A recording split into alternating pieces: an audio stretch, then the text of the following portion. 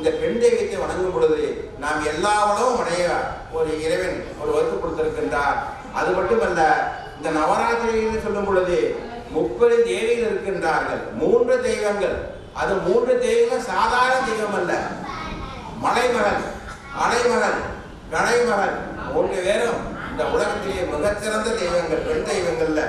ஆனா பார்வதி தான் மலைமகளாக பெற்றிருக்கின்றார். மகாலட்சுமி, சரஸ்வதி, இவ 3 பேருமே மிகச்சிறந்த தெய்வங்கள் ஆவார்கள். இந்த தெய்வங்கள் அதாவது சரஸ்வதி என்பவர் ஞானத்தை தரக்கூடிய வல்லமை பெற்றவர்கள், மகாலட்சுமி என்பவர்கள் செல்வத்தை கொடுக்கக்கூடிய ஆற்றலை பெற்றவர்கள். அடுத்தது மகேஸ்வரியாகப்பட்டவர்கள் வீரத்தையும் தன்னம்பிக்கையும் கொடுக்கக்கூடிய தெய்வமாக இருக்கின்றார்கள். எனவே இந்த 3 தெய்வங்களை வணங்கும் பொழுது நம்முடைய கஷ்டங்கள்லாம் தேங்கிவிடும். அடுத்தது நம்மளுடைய குழந்தைகளின் வாழ்க்கையிலே படிப்புகள் சம்பந்தப்பட்டதெல்லாம் இந்த நவராத்திரிக்கு பின்பு குழந்தைகள் நன்றாக படிக்கும். சில குழந்தைகள் முதல் மதிப்பெண் பெறுவதற்கு இந்த நவராத்திரி உதவியாக இருக்கும். அதுக்கு அடுத்தபடியாக வேலை இல்லாதவர்களுக்கு இந்த நவராத்திரி மூலமாக வேலை கிடைக்கும். அதுக்கு அடுத்தபடியாக திருமணமாகாத பெண்களுக்கு இந்த நவராத்திரியை வணங்கும் 9 நாள் வணங்கும் பொழுது கண்டிப்பாக அவர்களுக்கு திருமணம் நிச்சயமா நடக்கும். அதுக்கு அடுத்தபடியாக குழந்தைகளே என்று யாராவது இருந்தே வந்தால் அந்த குழந்தைகளுக்கும் இவர் ஒரு குழந்தை கிடைப்பதற்கு இந்த நவராத்திரியிலிருந்து அவர்களுக்கு ஒரு வாய்ப்பு கிடைக்கிறது. அடுத்தபடியாக வீடு, மகாலட்சுமி, மகேஸ்வரி இந்த 30 தேவிகளுடைய அருளால் நீங்கள் அனைவருமே நோய் நொடி இல்லாமல் பல்லாண்டு பல்லாயிரத்தாண்டு வாழ வாழ்த்துகின்றேன். இன்று கொடுக்கக்கூடிய பிரசாதமானது அது உணவல்லாமல் மருந்தாகும். இன்னைக்கு கொடுக்கக்கூடிய பிரசாதம் நீங்கள் சாப்பிடும் பொழுது உங்கள் உடல் இருக்கிற நோயெல்லாம் நீங்கும், உங்கள் உடம்பு இருக்கிற துன்பமெல்லாம் நீங்கும், உங்கள் வீட்டில் இருக்கிற கஷ்டமெல்லாம் தீரும். நீங்கள் எனவே இந்த மகாலட்சுமியை அனைத்து நன்கு வணங்கி உங்களுடைய கோரிக்கையில் அவர் பாதத்தை வைத்து செல்லுங்கள். கண்டிப்பாக நல்லதே நடக்கும் என்று கூறி இந்த வாய்ப்பினுடைய அனைவரும் நன்றி கூறி விடைபெறுகிறேன். நன்றி, வணக்கம். நமது கூனக்காளியம்மன் திருக்கோவிலிலே நடைபெறக்கூடிய நவராத்திரி விழாவிலே ஒவ்வொரு நாளும் சொற்பொழிவு மற்றும் இசை நிகழ்ச்சிகள் நடந்து கொண்டிருக்கிறது. அந்த வகையிலே இன்றைய நாள் நிகழ்ச்சியிலே ஐயாவுடைய சொற்பொழிவு நிறைவு பெற்றவுடன் இப்பொழுது பழனி எம் பாலகிருஷ்ணன் அவர்களுடைய பாடல், கீபோர்டு ஜோதிதா அவர்கள், தபேலா திரு ஈஸ்வரன் அவர்கள், ஆங்காங்கே இருக்கக்கூடிய பக்தர் கோடிகள் மெய்யன்பர்கள் அனைவருமே கோவிலுக்குள் நடைபெறக்கூடிய நிகழ்வினை கண்டுகளிக்க வேண்டுமாய் அன்போடு கேட்டுக்கொள்கிறோம். இந்த 9 நாள் என்பது ஐயா சொன்னது போல மிக சிறப்பு வாய்ந்த நாள். சிவனுக்கு 1 ராத்திரி, அம்பிகைக்கு 9 ராத்திரி என்று சொல்வார்கள். அந்த 9 ராத்திரியும் நம்முடைய இந்து சமயத்திலே இந்த 9 என்பதற்கு மிக சிறப்பு நிறைய இருக்கிறது. நவகிரகங்கள், நவசக்திகள், அதே போல நவரசம், எந்த எண்ணெய் எடுத்தாலும் அந்த 9க்கு மேல் போகாது, 0 போட்டால் 10 மாறிடும். அப்படி இந்த 9 என்று சொல்லக்கூடிய எண்ணுக்கு மிகவும் சிறப்பாக இருக்கிறது. இந்த 9ங்கிற எண் யாருக்கு உரியது என்றால் முருகப்பெருமானுக்கு உரியது. இந்த 10 நாள் தசாவதார திருவிழா என்று சொல்லக்கூடிய தசரா என்று சொல்லக்கூடிய அந்த திருவிழாவிலே 9 நாளும் அம்பிகை வேள்வியிலே அமர்ந்து ஞானத்திலே இருந்து அந்த வேலை கொடுத்து சூரனை வதம் செய்ய சொல்லக்கூடிய நிகழ்வு இந்த தசரா என்று சொல்லக்கூடிய நாளுக்கு பின்பு நடைபெறும். அதனால்தான் சக்தி வேல் முருகன் என்று சொல்வார்கள். அம்பிகை இந்த 9 நவசக்திகளும் சேர்ந்து முருகப்பெருமானுக்கு வேல் கொடுக்கக்கூடிய நிகழ்வு அங்கே திருச்செந்தூரில் மிகவும் பிரசித்தி பெற்று சிறப்பாக நடைபெறும். அப்படி இந்த நாள் என்பது மிகவும் சிறப்பு வாய்ந்தது. ஏதோ சில காரணங்கள், அதாவது இந்த கொரோனா என்ற ஒரு மிகப்பெரிய ஒரு நோயினால் மக்களுடைய வாழ்வாதாரம் மிகவும் குறைந்து விட்டது. அந்த நோயானது முழுவதும் இந்த உலகத்தையே விட்டு நீங்கி மீண்டும் எல்லோரும் பழைய நிலையிலே அவரவர் பணியை சிறப்புற செய்ய இந்த கூணக்காளியம்மன் அருள் கொடுக்க வேண்டும் என்று வேண்டி இப்பொழுது எங்களது இன்னிசை நிகழ்ச்சியை துவங்குகிறோம். அடியன் எம் பாலகிருஷ்ணன், கீபோர்டு ஜோகிதா, தபலா திரு ஈஸ்வரன் அவர்கள். முதல் பாடலாக விநாயக பெருமானை வேண்டி மகா கணபதி என்ற ஒரு பாடல். குழந்தைகளுக்கெல்லாம் பாடல் பின்னாடி வரும். இப்போதைக்கு ஒரு 2-3 பாட்டு கிளாசிக்கல், அப்புறம் உங்களுக்கு பிறந்த பாட்டு. ஓகே?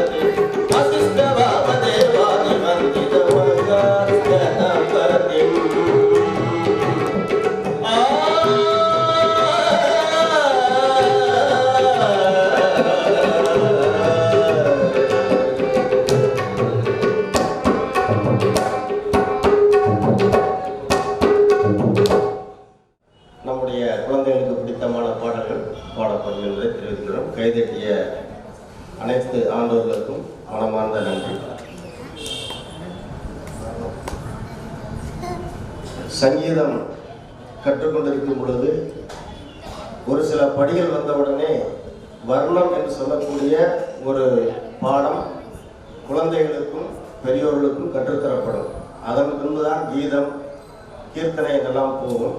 அந்த வகையில் இப்பொழுது ஜோகிதா அவர்கள் இப்பொழுது வர்ணம் வாசிப்பார்கள்.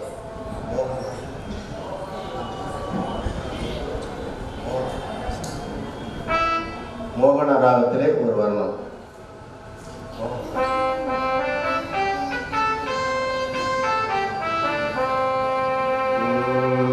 க க ரே ச ச ரே ரே க க ரே ரே ச ரே க ரே ச ரே ச ச ரே க ப க ரே ச க க ரே ச ச ரே ரே க க ரே ரே ச ரே க ரே ச ரே ச ச ரே க ப க ரே ச ரே க ப க ரே ச ரே க ரே ரே ச ச ரே க க ப க ப த ப த ச த ப க ப க ரே க க ப க க ப ப த த ப த ச த த ப க த ப த க த ப க ரே ச க ப க ப த ப த ச த த ரே ச க ரே ச த ப ரே ச த ப க ச த ப க ரே ச ரே க ரே க ரே ச ரே ச ரே ச க ரே க ச ரே ச த ச ரே க க ப க ப த ப க ப த ப த ச ரே க ரே க ச ரே த ச ப ச ரே க ச த ப க ரே ச ரே க க க ரே க ப த ப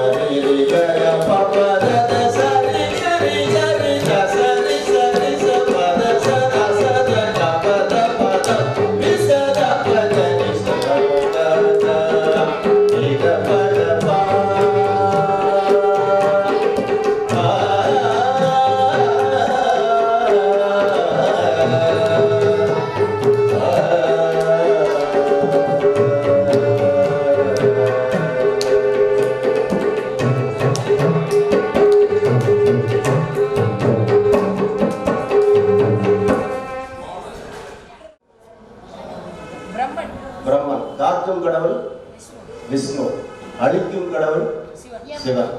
அப்ப பிரம்மா, விஷ்ணு, சிவன் இவங்க மூணு பேர் யாரு பேரு? மும்மூர்த்திகள். பேர் என்ன? மும்மூர்த்திகள். இப்பொழுது காக்கும் கடவுள் அவரு எத்தனை அவதாரம் எடுத்திருக்காரு? அதை எத்தனை அவதாரம் எடுத்து பார்ப்போம். எத்தனை அவதாரம் சும்மா தெரிஞ்சு சொல்லுங்க. 10. Very good. நல்லபடியா 10 அவதாரம் எடுத்திருக்காரு. அதுல ராமன் அவதாரமும் கண்ணன் அவதாரமும் மனிதனாக பிறந்து மனிதனாக வாழ்ந்த அவதாரங்கள். சரியா? நம்ம சமயத்துல இதிகாசம் சொல்லுவாங்க. மிகப்பெரிய பல கதைகள் சேர்ந்தது இதிகாசம். அந்த இதிகாசத்துடைய பேர் என்ன? யாருக்கு தெரியும்? ராமாயணம், மகாபாரதம். ராமாயணம், மகாபாரதம். ராமனுடைய கதையை, ராமனுடைய வரலாறை சொல்வது ராமாயணம். கிருஷ்ணருடைய கதையை சொல்வது என்னது? மகாபாரதம். சரியா? ரைட். இப்ப கிருஷ்ணருடைய பாடலை போக்குவாங்க. சரியா?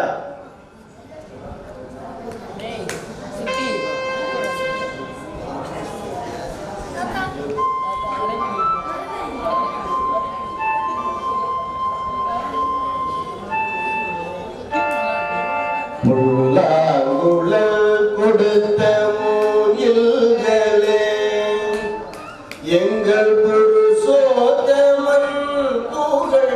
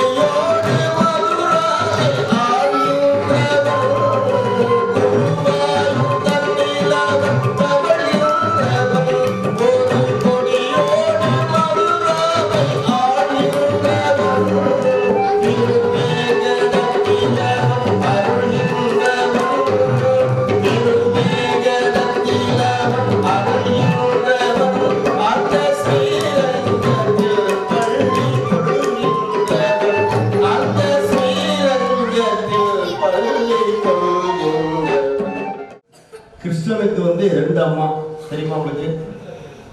யாருக்கு தெரியுமா? தெரிஞ்சவங்க சொல்லுங்க.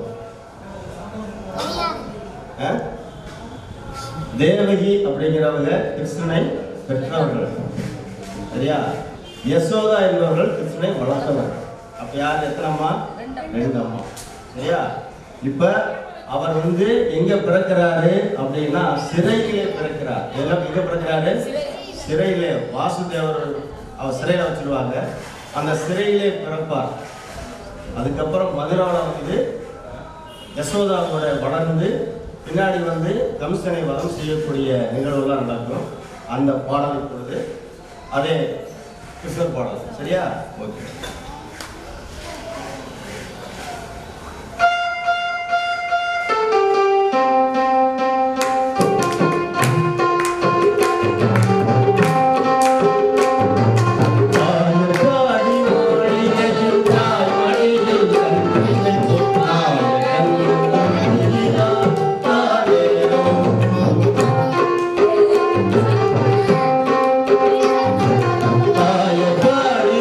Thank you.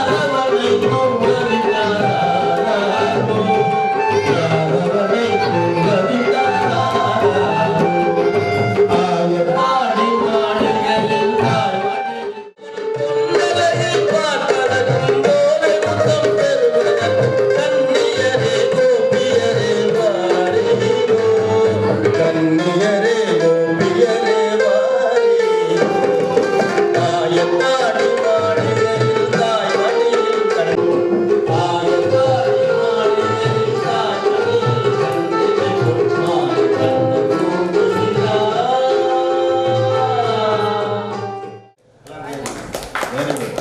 பெருமாங்க முருகனுடைய மாமா, சரியா? சிவனும் விஷ்ணுவும் மாமன் மைத்துனன் மச்சான்னு சொல்லுவாங்க. அப்ப சிவனுடைய மகன் யாரு? முருகன். அப்ப அவர் மாமா தான் இல்லையா? சரியா? இப்ப அவர் வந்து நேரடி யாரை பத்தி பாடணும்? பெருமாளை பத்தி பாடணும். இப்ப அவருடைய மருகன் இது நேரமா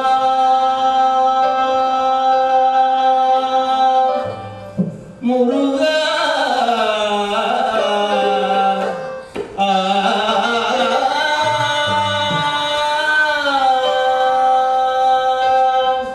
முருகா முருகா